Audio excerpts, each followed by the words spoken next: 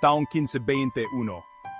Ang Pilipinas, isang arkipelago ng mga isla, ay umuunlad sa isang sistema ng malayang mga pamayanan na tinatawag na mga barangay. Ang bawat barangay, pinamumunuan ng isang datu, ay may kalayaan.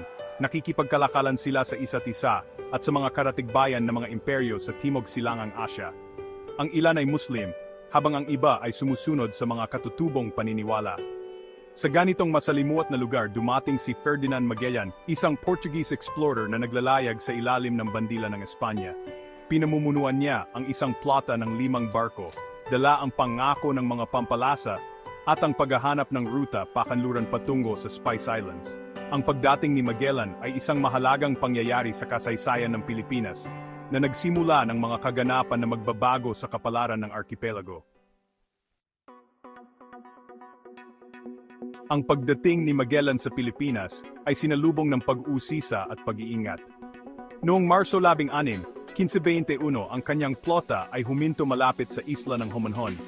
Kalaunan ay dumaong sila sa Limasawa, kung saan nila ipinagdiwang ang unang misa katoliko sa lupang Pilipino. Si Magellan, isang deboto katoliko, ay nakakita ng pagkakataon na ipalaganap ang Kristyanismo sa bagong lupang ito. Dahil sa kanyang ambisyon at sa pang-akit ng kayamanan, nakipag-alyansa si Magellan sa ilang mga datu, tulad ni Raja Humabon ng Cebu. Sila ay nahikayat sa mga pangako ng kalakalan at tulong militar. Gayunpaman, hindi lahat ay natuwa sa mga dayuhan. Ang ilang mga datu ay naghihinala kay Magellan at sa kanyang mga tauhan, nag-aalala sa kanilang mga intensyon at lumalaking impluensya.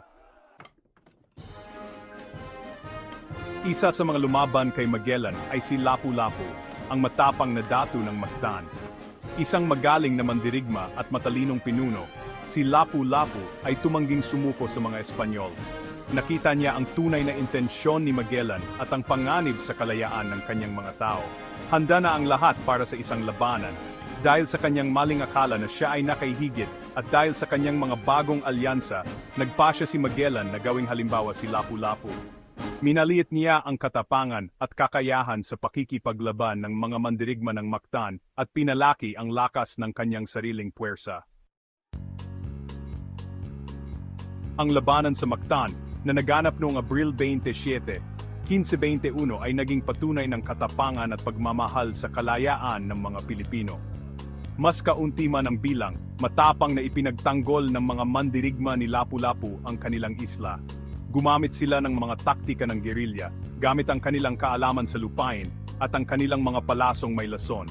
Ang labanan ay nagtapos sa isang malaking tagumpay para kay Lapu-Lapu. Napatay si Magellan